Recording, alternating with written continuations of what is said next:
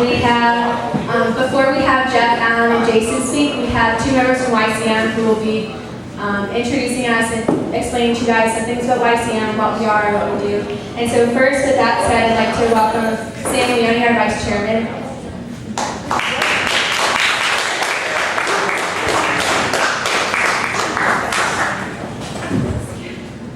Hi, so for those of you that don't know me, I'm Sam Leone. I'm Vice Chair of the Youth Conservatives in Massachusetts. I'd like to thank Sarah for organizing today's event, Squantum Yacht Club for hosting, as well as our special guests, Jason Ross, Alan Waters, and Jeff Diehl. 3 years ago, when Joey Acapone, John Torsh, and my brother Nick founded the organization, they had one key mission in mind: to elect conservative candidates to local, state, and federal offices. Since then, success would be an understatement. We've worked on a multitude of campaigns, from the successes of Nick Boldiga, Don Humison, and President Trump, to the unfortunate but noble losses of Chip Harrington and Gabriel Gomez.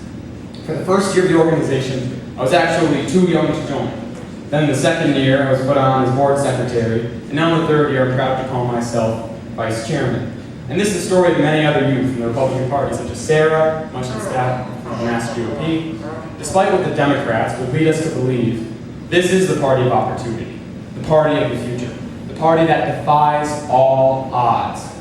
And the next year, you're all going to hear a lot of negative things, that Elizabeth Warren has more money, that she's too big to fail, that it's a blue state. Well, let me tell you, money doesn't win campaigns. People win campaigns. A message you can get behind wins campaigns. And this party's message is authentic and powerful. And we put Charlie Baker on Beacon. We can put Alan Waters or Jeff Diehl on Capitol Hill. It hasn't been easy, nor will it be.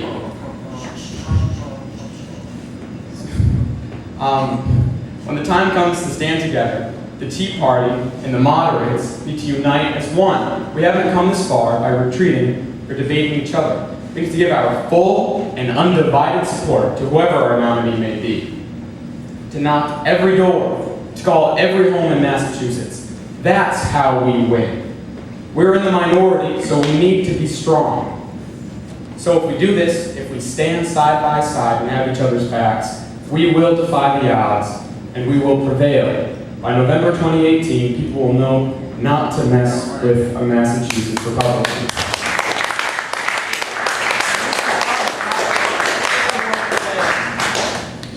So what is the YCM? We're part of it. We're part of the puzzle. We're just a fraction of what's going to make that a reality. Thank you. I'd like to introduce Mike Roto, our Region 3 Director.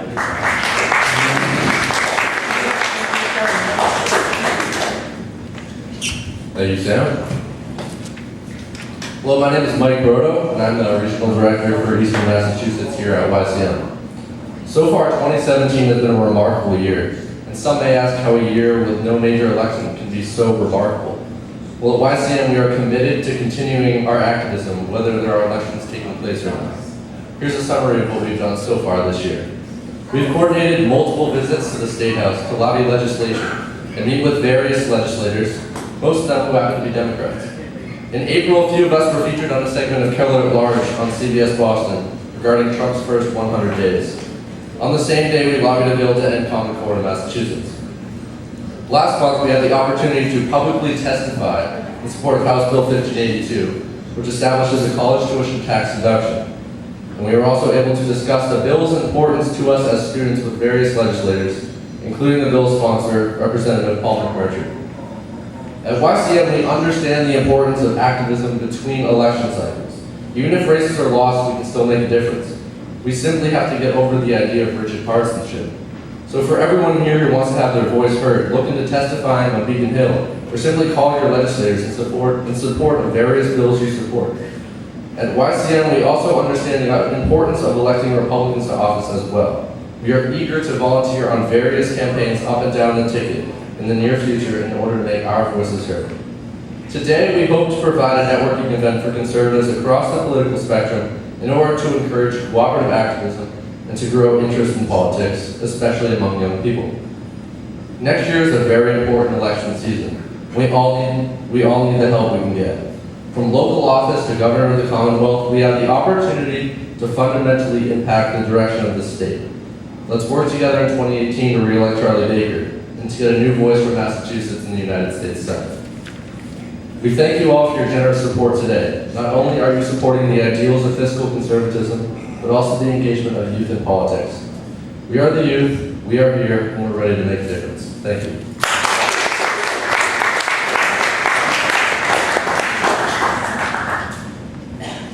I'd like to introduce Representative Jeff Diehl. Thanks, Mike. What can I do for you? What can I do for us? And what can I do for Massachusetts?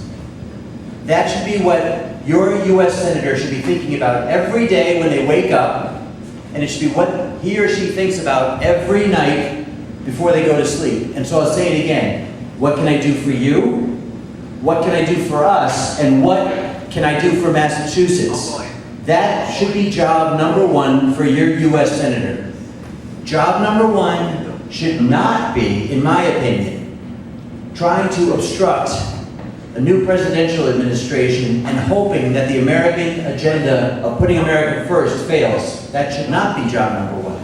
Job number one should not be writing 2 books in office, making $1.6 million for yourself while delivering nothing in 4.5 years as your U.S. Senator.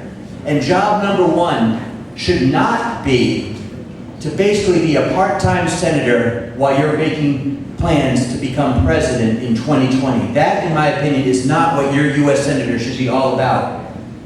Can anybody name for me one accomplishment that Senator Elizabeth Warren has delivered for the state of Massachusetts? Nothing. Anybody else? She congratulated Scott Brown on leaving town. She did, didn't she? Oh, what? Well, that's my point. That's my point. We've got a U.S. Senator that is clearly not focused on helping the people of Massachusetts. She's trying to raise her own profile to run for president in 2020, and at the same time, neglecting the needs of our state.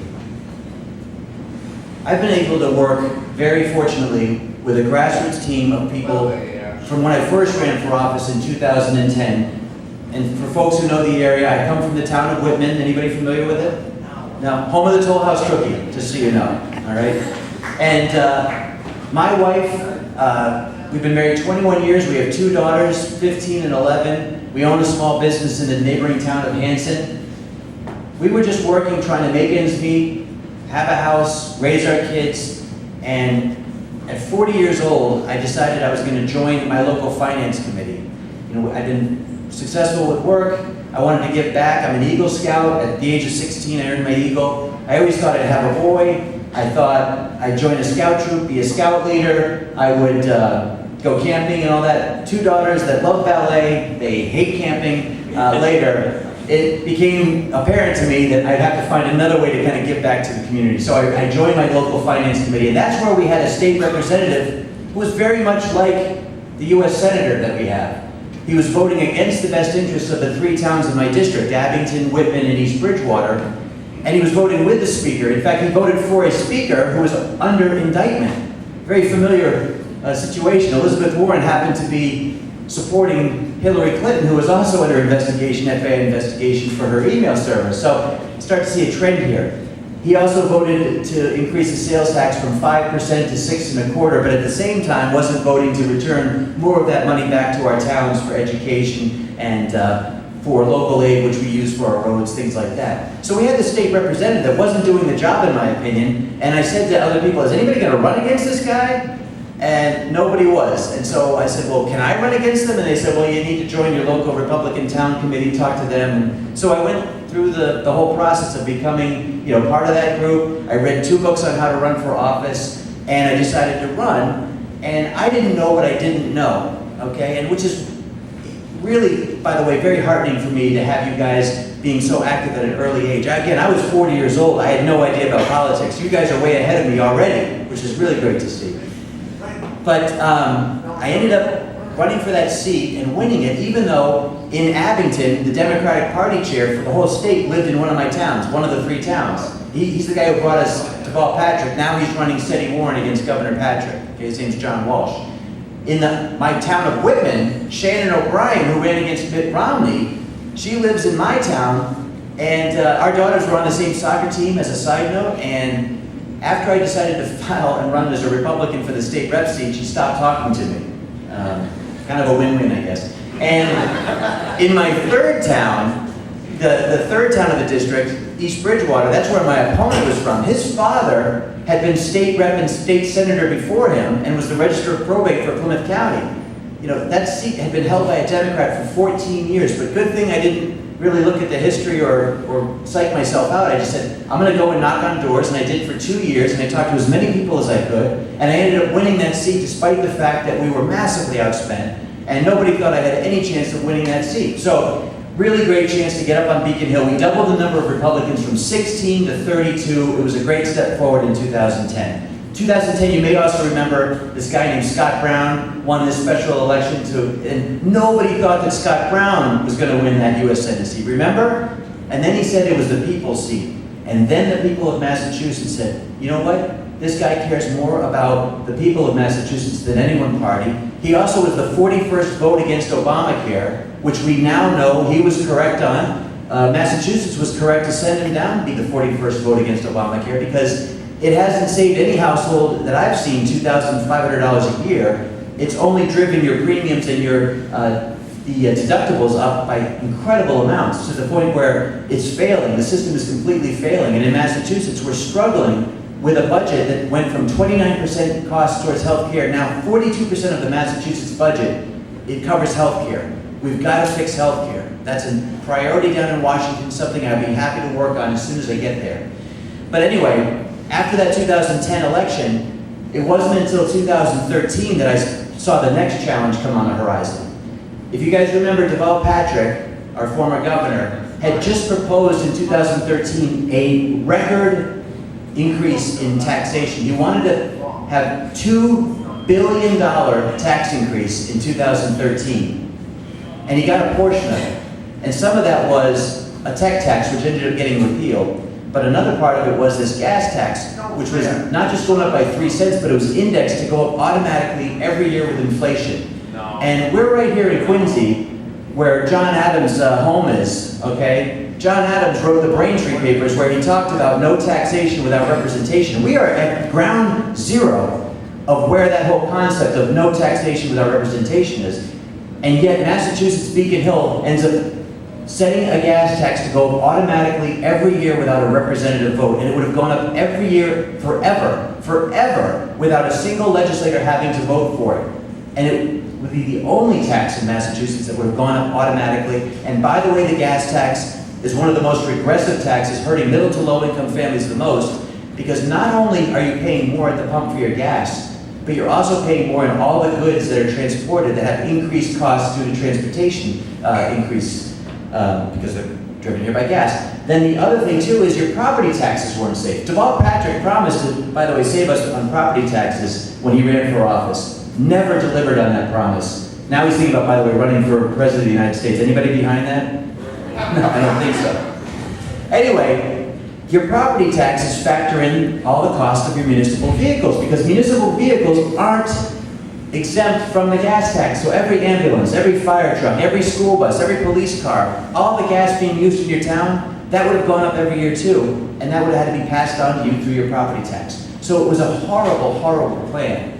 We ended up, putting together a ballot question team and going out across the state doing a statewide race to inform people about this. They didn't even know that their gas tax had gone up, let alone being indexed. They didn't know that 50% of your gas tax is siphoned to the MBTA. So people in Western Mass were extremely disappointed to know about the waste that was going on. And Massachusetts spends 4 times the national average on road maintenance. So 1 mile of road right here, 1 whole mile of road, every year in Massachusetts costs $675,000 a year to maintain versus the national average of $145,000. That is the overspending that's going on in Massachusetts. We pointed this out. We were outspent by $3 million on that ballot question campaign to try to stop us from repealing it. But we got question 1 on the ballot with 120,000 signatures, and by the way, we were told we could never get that done with a volunteer team. We delivered, didn't have to spend a penny to do that. And we ended up winning that issue 53 to 47. And even more astounding is that we outperformed Charlie Baker by 50,000 votes. Now think about this. Charlie Baker, it was a pretty narrow win over Martha Coakley. Okay? He won by 40,000 votes. We outperformed the governor's race by 50,000 votes. So it wasn't a Republican issue. It wasn't a Democrat issue or independent issue. It was a household pocketbook issue. Okay? And that's how, folks, Republicans in Massachusetts, we can win. Charlie Baker proved that when he brought the message of being a better steward for state services, he could win. So, you know what? They counted Scott Brown out. They didn't think the gas tax ballot question was going to win. Charlie Baker won. Republicans can win in Massachusetts. I want you to dispel that myth that this is an uphill race. And yes, Elizabeth Warren has a ton of money, sure. But how did that work for Hillary Clinton? Didn't she have a ton of money? Didn't Donald Trump have 1% chance of winning as president of the United States? And Donald Trump, by the way, in Massachusetts, got 20,000 Democrats to unenroll and vote for him in the primary. That number is backed up by a Democrat, Bill Galvin, who's Secretary of State. He verified that 20,000 Democrats unenrolled to vote in that Republican primary. In Pennsylvania, 90,000 Democrats unenrolled, and they ended up flipping that state in the general election. So I'm not saying we're ready to flip the state for Donald Trump yet, but let me also add this. Donald Trump got 1,088,000 votes in the general election in Massachusetts. He got more votes than Charlie Baker got when he won as governor. Okay? This election cycle is a governor's year. It goes from a presidential cycle of about 3 million votes across the state down to about 2 million votes. Voter turnout's lower in a governor's year. If we have Donald Trump's 1,088,000 votes, we're already home. We've already won this thing. So we're getting a good head start with that as well. So I want you to know that for me, part of the message is not just the fact that we have a grassroots team that has surprised people year after year delivering issues and candidates in Massachusetts for Republicans, but we also have a history in showing that this race is winnable if you look at the numbers. And on top of that, you know, I'm a candidate that's going to stick by issues that I've been pushing for a long time. Trying to make sure that illegal immigration and sanctuary cities are a thing of the past. We have to do that. Illegal immigration and sanctuary cities are costing us not just through public safety, but $1.8 billion a year, as admitted by the Patrick administration, is spent on services that go to people here illegally. I want immigrants like everybody else, but I think even legal immigrants are upset by the fact that there are people that are coming in and skipping around the system that's set up in place. So that's one. The other thing too is making sure that law enforcement and our veterans are respected and taken care of, okay? We have a senator, Elizabeth Warren, who went to an NAACP dinner a few months ago and said that it's law enforcement that continues to terrorize the African American community. That doesn't unite us as a country, that just continues to create division and fear, and we don't need to continue on that path. And the other thing too is veterans coming back from serving overseas are not getting the help they need. The VA hospitals are still in crisis. Manchester, New Hampshire, just the most recent example, but we're seeing 22 suicides a day by military members coming back. We need to make sure that we are taking care of them with mental health and with the hospitals being run much better than they are currently. That's another thing. And then finally, I would just say this. We have to make sure that we keep taxes low and that we allow small businesses to grow and flourish in this state. 80% of our state is small business. That's where people are employed. That's the major employer, small businesses.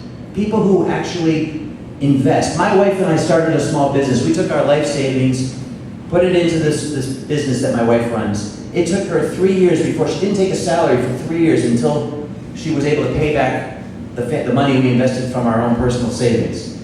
And now she employs people and makes sure that those people get paid even before she does in some years when things are tough, okay? That's what a small business does. That's how this country operates, is investors, people taking that risk and trying to make sure that they do the right thing for their customers and the employees. Small businesses are not ATMs for Beacon Hill or for Washington, D.C. to just keep exploiting.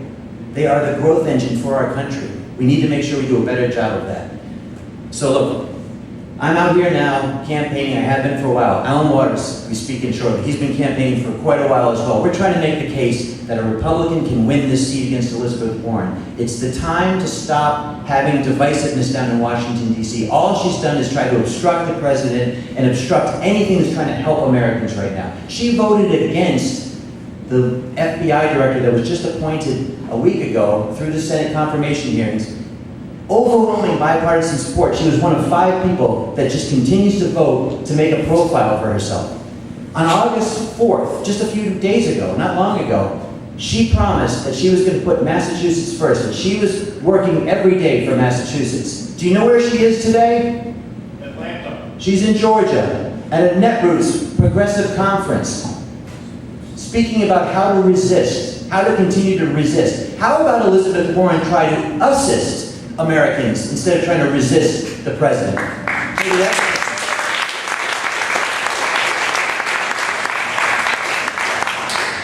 So, being invited today to the Young Conservatives group, Sarah, thank you very much. Sam, thank you very much for being leaders in getting kids organized.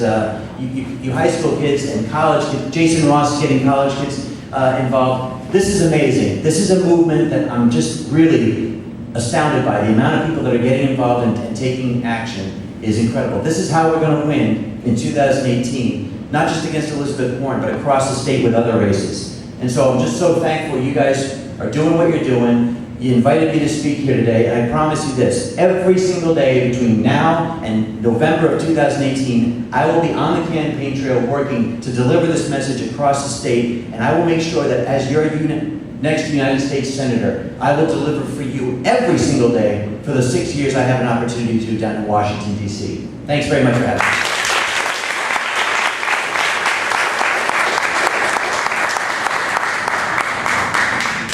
Thank you, Jeff. And now we'll have U.S. Senate candidate Alan Waters. You want to go?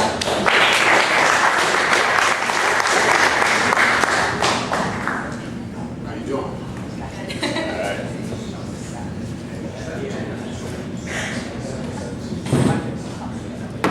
Good afternoon, everyone. I'm Alan Waters. I'm running for U.S. Senate against Elizabeth Warren. I'm from Mashpee, Cape Cod, Massachusetts. I've lived there for 12 years, just living a regular Cape Cod life. I'm married. I have 5 children. Demographics, my youngest is 10, my oldest is 40. So, and I have a grandson who is entering his junior year at Penn State. So I have a lot of things on my mind. I'm 61 years old, so I'm thinking about retirement. I'm thinking about children. I'm thinking about kids going to college after I sent some to college. But what that all means is that I can relate. I joined the Republican Party in 2013. One of the reasons why I did that is, you know, there's a segment of society, some folks culturally like myself, that have been voting 90% Democrat forever, especially for the 60s. You know, a lot of African Americans came out of the 50s. They were Republican.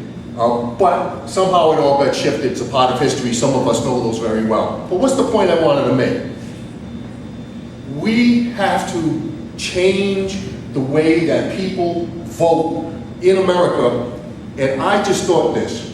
I became a Republican because I believe in the values. That's important to me. But I also became a Republican because I want to be a change maker. Because we are only strong as our weakest link in America. There's just too many people that the Democrats have kept at a lower level, don't believe in progress, just believe in keeping the status quo so they can keep their own power base. We need to change that as Republicans or America is in trouble. And the reason why America is in trouble is this. In about 30 years, this nation goes minority, majority. The majority will still be whites, but the minorities, when you talk about Latinos, Hispanics, and blacks and Asians, they will be majority. But what happens to America if all of those, many of these folks have been voting 90%, they've been voting for socialists, they've been voting for communists. What happens to America? Our American culture, our American values, based on our Constitution, based on our Judeo-Christian ethics, they get reduced.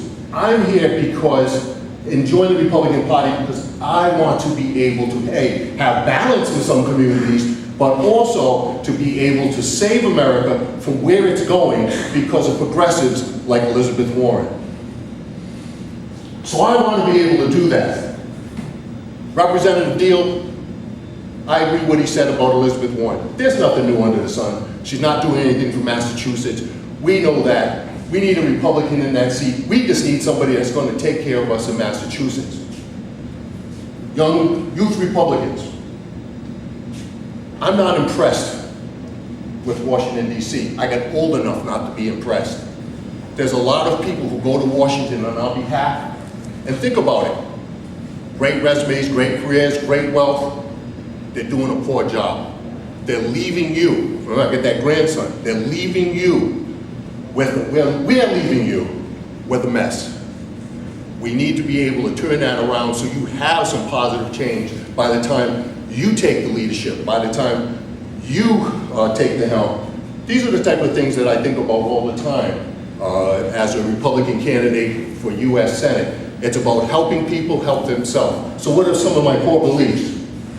Some of those beliefs are this: America doesn't belong to just the wealthy and the academic elites. America doesn't belong to just the left-leaning media. This is the first time, especially by Trump, I voted for President Trump, where I really started to show that the media is not doing a very good job for the whole America because their message is slanted towards Democrats and towards the left. That's not good for America. America doesn't belong to the establishment politicians. I'm not an establishment politician, A, because I'm just not there yet.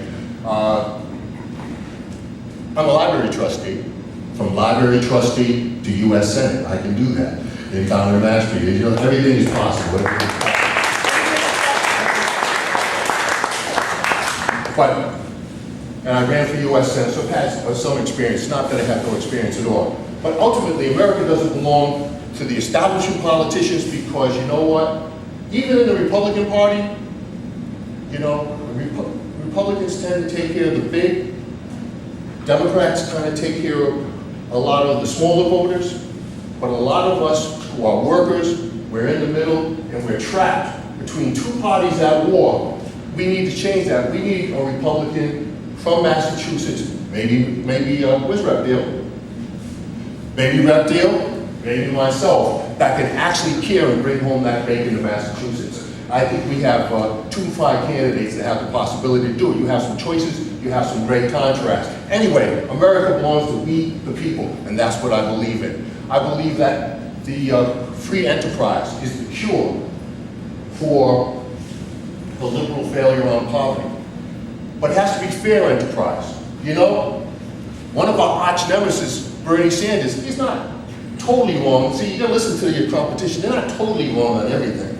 But one of the things we have to do is we have to try to reduce crony capitalism. We have to try to reduce corporate welfare. Because if you want a U.S. Senate to walk the streets in the inner city, want to walk to the poor country, I've been out west a number of times, the poverty out there is not good. You know, we need to have fair enterprise so that if we're going to ask other people to raise themselves up, you can't have $100 million of corporate welfare on the other side. We have to ask everybody to sacrifice. So, one of the things that I know that I'll do is I'll be that U.S. Senator that you see in Massachusetts. I know Elizabeth Warren. We see what she's doing, but most importantly, I really want to be able to fight. I like to say the liberalism is like, it's almost cancerous on the United States. You know, how did conservatism become a dirty word when all we're doing is following the Constitution?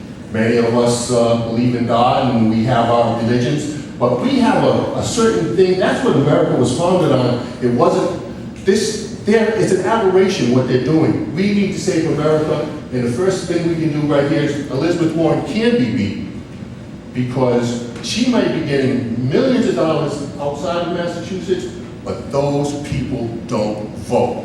We vote. these grassroots campaigns that are running, these are the things that are going to make a difference.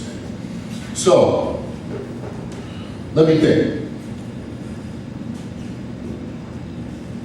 I think the reason that I'm going to be a good candidate is because the Democrats don't want a person like me talking conservative truth to power, taking things from which I grew up and which I experienced and throw it back in their face. What have they done? What have you done for so many communities that are suffering, killing each other, high abortion rates? You know, part of that's personal, but part of that is the fact that liberalism doesn't work in America, and we have to turn it around.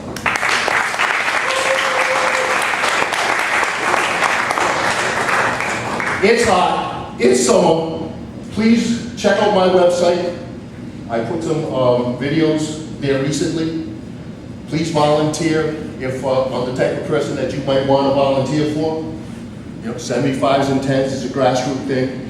It's a long way to $11 million. If you look at it, you know, it'll make you sweat. So you just keep grinding and keep working. I believe that there's plenty of people out there that support Republicans that'll support a guy like me. So I think my day will come and start to pick up.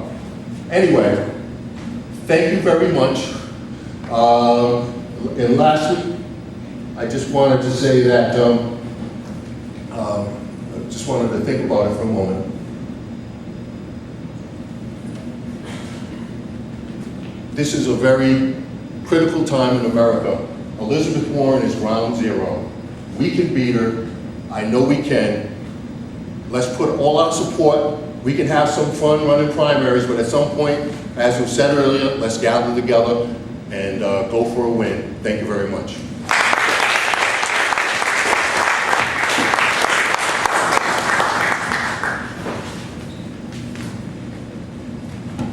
And lastly, we have Chairman of the Massachusetts Alliance of College Republicans, Jason Ross.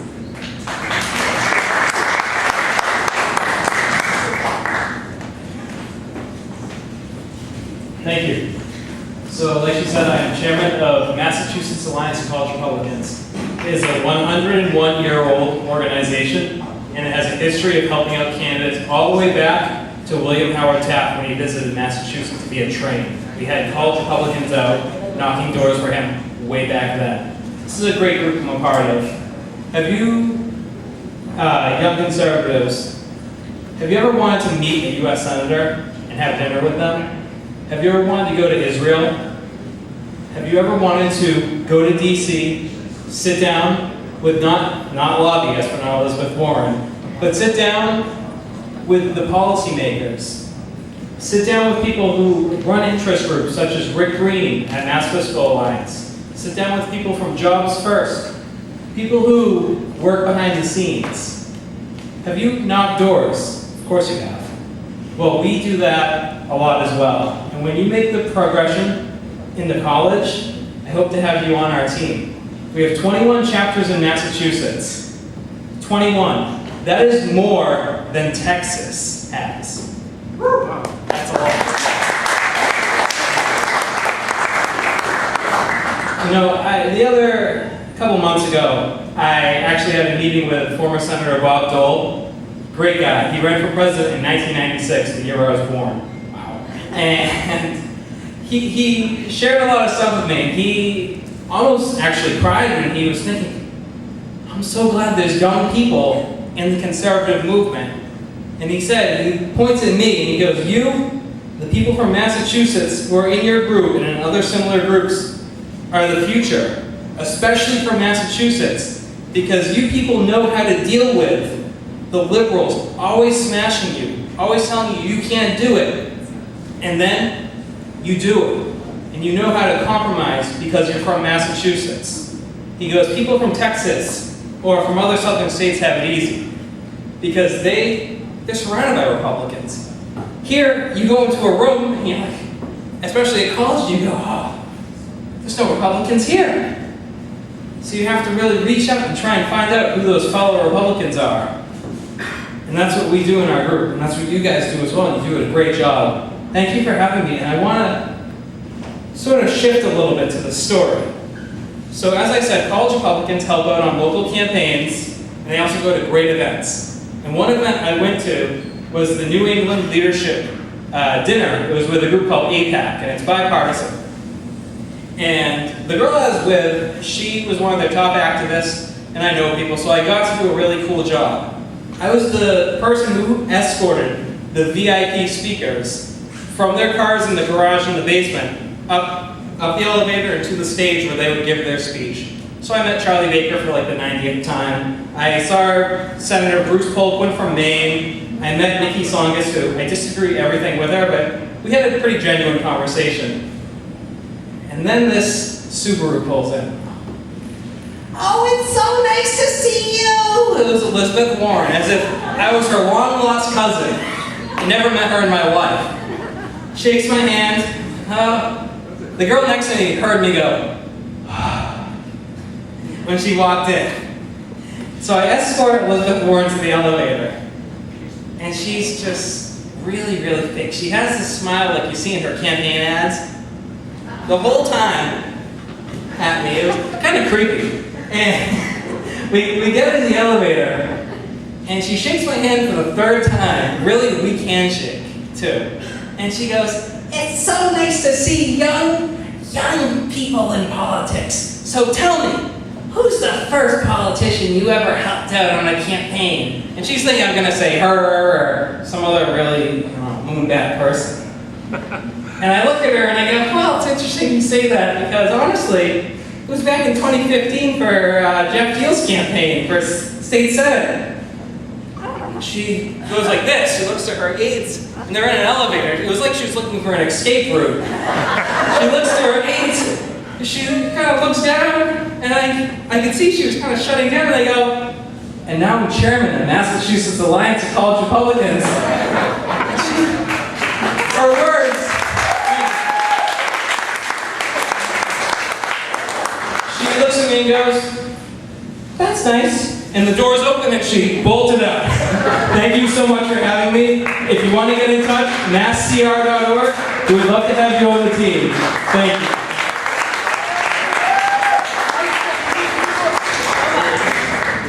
Okay. Thank you to all of our speakers, and I have a few people that I want to thank before we conclude our speaking portion. So I want to thank firstly everyone who came out today to support the youth conservatives. We really wouldn't be able to do anything without your support, and there's a few other people I would like to thank. Obviously our three speakers, Jeff, Alan, and Jason.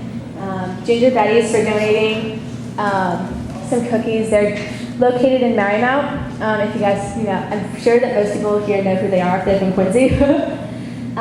Reverend Jack Swanson and his wife, Martha, who I think is still here. They helped us get this venue and also led us in prayer. I'm thinking. There's so many people. Obviously, the youth conservatives for helping us put this together. Bob Goodwin, who is a calligraphy person. He owns a calligraphy business in Wallaston, Massachusetts, and he did our formal invitations. I wanted to thank him. I want to thank the Squantum Yacht Club for letting us host this wonderful venue with such a gorgeous view and on such a luckily beautiful day. And yeah, everyone who came here, there's so many different people. I could go on forever, but those are the main people who I wanted to acknowledge. And in particular, there's two people. Oh yes, Steve Tugas, how could I forget? The person who he donated so much of his time to help us with the music and the karaoke, and he even did some songs for us. And he is also running for city counselor at large in Quincy. And so please, he's a Republican, and we really need to throw our support behind him. He's really a great person. He's very involved with the Quincy Republican City Committee and politics throughout Massachusetts. So make sure to check out his website. You can just Google him and support his bid for Quincy City Council, because we need more Republicans on there. There's only one right now. So yeah, thank you, Steve, so much.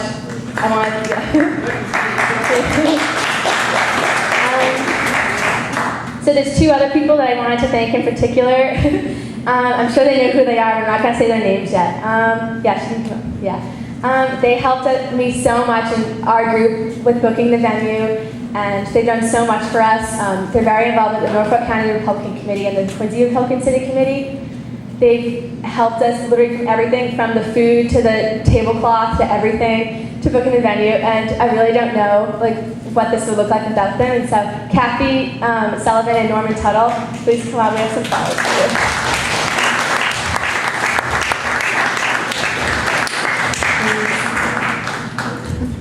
We have some flowers for you guys, and it's just thank you. And Norman is a veteran from the Navy, so he also let us come to the Navy. So, thank you, Norman.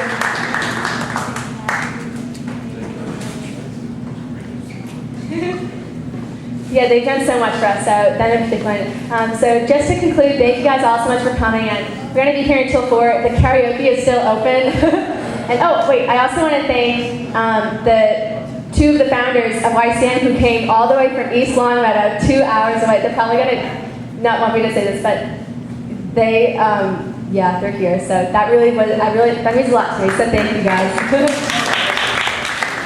Okay, so there's some more food if you guys want, and thank you guys for coming.